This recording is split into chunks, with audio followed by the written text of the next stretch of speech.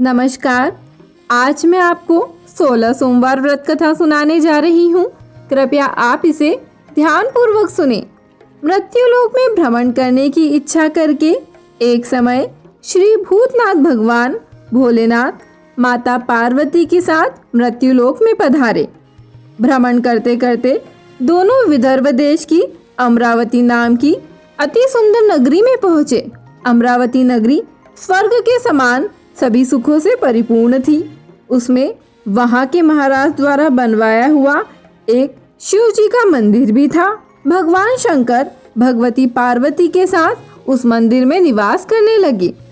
एक समय माता पार्वती भगवान भोलेनाथ को प्रसन्न देख मनोविनोद करने की इच्छा से बोली, हे महाराज, आज तो हम दोनों चौसर खेलेंगे। शिव जी ने प्राण प्रिया की बात को मान लिया और चौसर खेलने लगे। उस समय मंदिर का पुजारी ब्राह्मण मंदिर में पूजा करने आया। माता पार्वती ने पुजारी से प्रश्न किया, पुजारी जी बताओ, इस बाजी में हम दोनों में से किसकी जीत होगी? ब्राह्मण बिना विचारे जल्दी से बोल उठा कि महादेव जी की जीत होगी। थोड़ी देर में बाजी समाप्त हो गई। पार्वती जी की जीत हुई।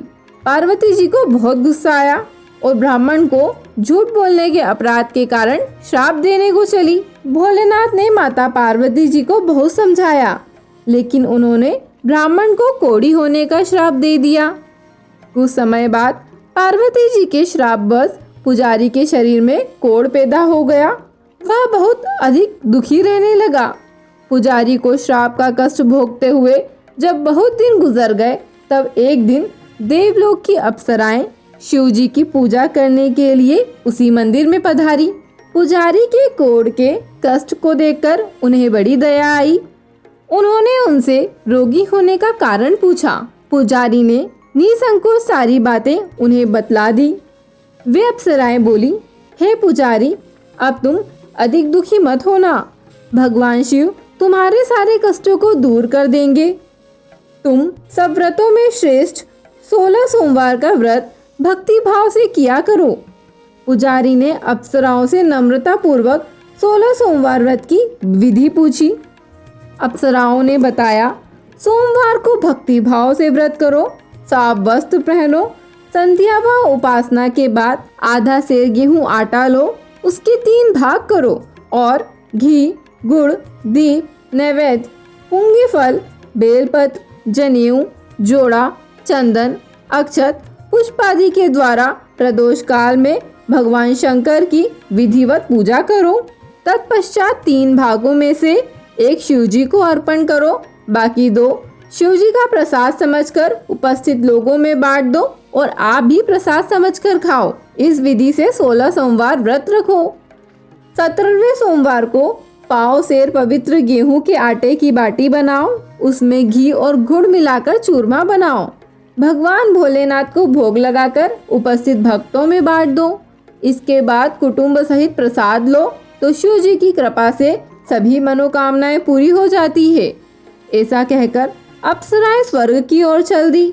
ब्राह्मण ने यथाविधि 16 सोमवार का व्रत किया तथा भगवान शिव की कृपा से रोग से मुक्ति पाकर आनंद से रहने लगा। कुछ दिनों बाद शिव जी और पार्वती जी उस मंदिर में पुनः पधारे। ब्राह्मण को निरोग देखकर पार्वती जी ने ब्राह्मण से रोग मुक्त होने का उपाय पूछा। ब्राह्मण ने 16 सोमवार व्रत कथा सुनाई। पार्वती जी बहुत प्रसन्न हुई। ब्राह्मण से व्रत की विधि पूछी और स्वयं व्रत करने के लिए तैयार हो गई। व्रत करने के बाद उनकी मनोकामना पूरी हुई और उनके रूठे बेटे स्वामी कार्तिकेय स्वयं माता के आज्ञाकारी हुए। कार्तिकेय जी को अपना यह विचार परिवर्तन का रहस्य जानने की इच्छा हुई। वे माता से बोले, हे माता, आपने ऐसा कौन सा उपाय किया जिससे मेरा मन आपकी ओर आकर्षित हो गया? पार्वती जी ने कहा, वही 16 सोमवार व्रत कथा की और उसको सुना दी। कार्तिकेय जी ने कहा, इस व्रत को मैं भी करूँगा क्योंकि मेरा प्रिय मित्र ब्राह्मण बहुत दुखी दिल से परदेश गया है। मेरी उससे मिलने की बहुत इच्छा है। कार्तिकेय जी ने भी इस व्रत को किया और उनका प्यारा मित्र मिल गया। मित्र ने इस आकस्मिक मिलन का भेद पूछा। तो कार्तिकेय जी बोले, हे मित्र, हमने तुम्हारे मिलने की इच्छा करके 16 सोमवार का व्रत किया था। अब तो ब्राह्मण मित्र को अपने विवाह की बड़ी चिंता हुई। उसने कार्तिकेय जी से व्रत की विधि पूछी और यथाविधि व्रत किया। व्रत के प्रभाव से जब वह किसी कार्य से विदेश गया तो वहां के राजा की लड़की का स्वयंवर था। राजा ने प्रण लिया था कि जिस राजकुमार के गले में सब प्रकार से श्रृंगारित हथिनी माला डालेगी, मैं उसी के साथ अपनी प्यारी बेटी का विवाह कर दूंगा। शिव जी की कृपा से वह ब्राह्मण भी उसी स्वयंवर को देखने की इच्छा से राज्य सभा में एक और जाकर बैठ गया। नियत समय पर हथिनी आई और उसने जयमाला उस ब्राह्मण के गले में डाल दी। राजा ने अपनी प्रतिज्ञा के अनुसार बड़ी धूमधाम से अपनी कन्या का विवाह उस ब्राह्मण के साथ कर दिया और ब्राह्मण को बहुत सा धन और सम्मान देकर संतुष्ट किया। ब्राह्मण सुंदर राजकन्या पाकर सुख से जीवन व्यतीत करने लगा। एक दिन राजकन्या ने अपने पति से प्रश्न किया, हे प्राणनाथ, आपने ऐसा कौन सा भारी पुण्य किया था जिसके प्रभाव से हथिनी ने सब राजकुमारों को छोड़ आपको वरण किया? ब्राह्मण बोला, हे प्राण प्रिय, मैंने अपने मित्र कार्तिकेय जी के कथन अनुसार 16 सोमवार का व्रत किया था, जिसके प्रभाव से मुझे तुम जैसी रूपवान पत्नी की प्राप्ति हुई है। इस व्रत की महिमा सुनकर राजकन्या को बड़ी हैरत हुई। वह भी पुत्र की कामना करके इस व्रत को करने लगी। शिव जी की दया से उसके गर्भ में एक अति सुंदर, सुशील, धर्मात्मा और विद्वान पुत्र उत्पन्न हुआ। माता और पिता उस देव पुत्र को पाकर अधिक प्रसन्न हुए और उसका लालन पालन अच्छी प्रकार से करने लगे। जब पुत्र समझदार हुआ तो एक दिन उसने अपनी माता से प्रश्न किया, हे माता, तुमने कौन सा व्रत और तप किया है जो मेरे जैसे पुत्र तुम्हारे गर्भ से उत्पन्न हुआ? उसकी माता ने 16 सोमवार की व्रत कथा पुत्र को बताई। पुत्र ने सब तरह के मनोरथ पूरे करने वाले इस सरल व्रत को सुना तो वह भी राज्य अधिकार पाने की इच्छा से हर सोमवार को यथाविधि व्रत करने लगा। व्रत शुरू करने के बाद एक देश के वृद्ध राजा की दूतों ने आकर उसको राजकन्या के लिए वरण किया। राजा ने अपनी बेटी का विवाह ऐसे सर्वगुण संपन्न ब्राह्मण युवक के साथ करके बड़ा सुख प्राप्त किया। वृद्ध राजा के दिवंगत हो जाने पर इसी ब्राह्मण को सिंहासन पर बैठाया गया, क्योंकि दिवंगत राजा के कोई पुत्र नहीं था। राज्य का उत्तराधिकारी होकर भी वह ब्राह्मण पुत्र 16 सोमवार का व्रत करता रहा। जब 17वां सोमवार आया तो विप्र पुत्र ने अपनी प्रियतमा से पूजन सामग्री लेकर शिव पूजा के लिए शिवालय में चलने को कहा, परंतु उसकी पत्नी ने उसकी आज्ञा की परवाह न की। दास दासियों द्वारा सब सामग्रियां शिवालय में भिजवा दी, परंतु स्वयं नहीं गई। जब राजा ने शिव जी का पूजन समाप्त किया तब आकाशवाणी हुई, हे राजा, अपनी इस रानी को राजमहल से निकाल दे, नहीं तो यह तेरा सर्वनाश कर देगी। यह आकाशवाणी सुनने के बाद राजा के आश्चर्य का ठिकाना नहीं रहा। उसने मंत्रणा गृह में आकर अपने सभासदों को बुलाकर कहा, मंत्रियों, मुझे आज शिव जी की आकाशवाणी हुई है कि राजा, तू अपनी इस रानी को राज्य से निकाल दे, नहीं तो तेरा सर्वनाश कर देगी। राज्य के मंत्री और सभासद आदि सब विस्मय और दुख में डूब गए, क्योंकि जिस कन्या के कारण उसे राज्य मिला था, राजा उसी को निकालने की बात कह रहा था। यह कैसे हो सकता था? पर राजा ने मंत्रियों की परवाह नहीं की। उसने अपनी पत्नी को राजमहल से निकाल दिया। रानी दुखी हृदय से भाग्य को कोसती हुई राज्य से बाहर चली गई। बिना पत्राण, फटे हुए वस्त्र पहने, भूख से दुखी हृदय से भाग्य को कोसती हुई चली जा रही थी कि अचानक एक बुढ़िया से भेंट हुई जो सूत काट कर बेचने जाती थी। रानी की करुण दशा देखकर वह बोली, चल तू मेरा सूत बिकवा दे, मैं बूढ़ी हूँ, भाव करना नहीं जानती हूँ। यह बात सुन रानी ने बुढ़िया के सिर से सूत की गठरी उठाकर अपने सिर पर रख ली। थोड़ी देर के बाद आंधी आ गई और बुढ़िया का सूत पोटली सहित उड़ गया। बेचारी बुढ़िया पछताती रह गई। उसने रानी को अपने से दूर रहने को कहा। इसके बाद रानी एक तेली के घर गई तो शिव जी के प्रकोप के कारण तेली के भी सभी मटके उसी क्षण चटक गए। तेली ने भी रानी को अपने घर से निकाल दिया बहुत से दुख उठाती रानी एक नदी के किनारे गई तो नदी का सारा जल सूख गया। उसके पश्चात रानी एक जंगल में गई। वहां सरोवर में पानी पीने गई तो उसके हाथ का स्पर्श होते ही सरोवर का नील कमल के समान जल असंख्य कीड़ोंमय होकर गंदा हो गया।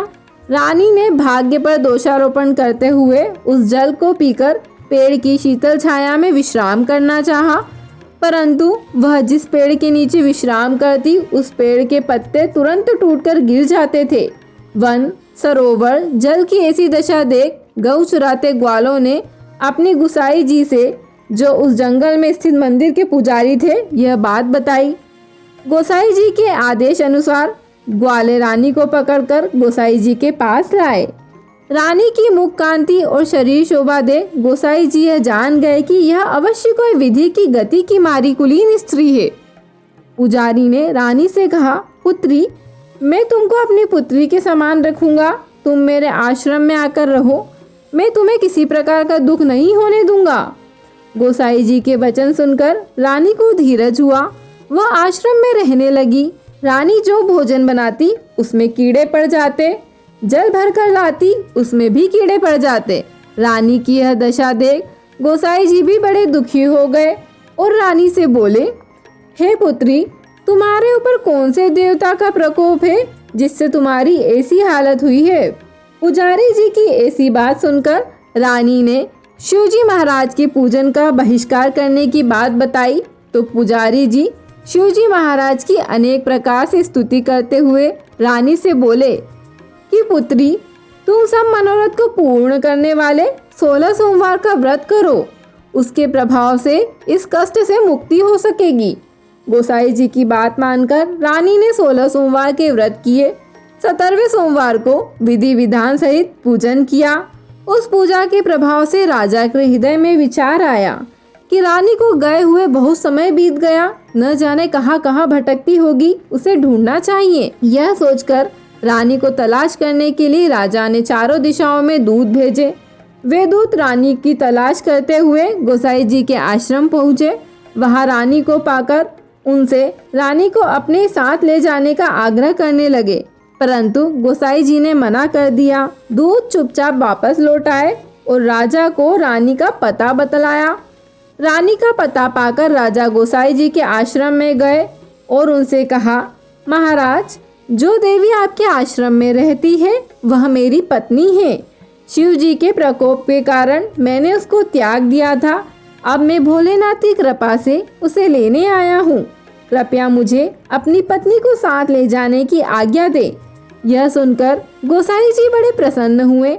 उन्होंने रानी को राजा के साथ जाने की अनुमति दे दी।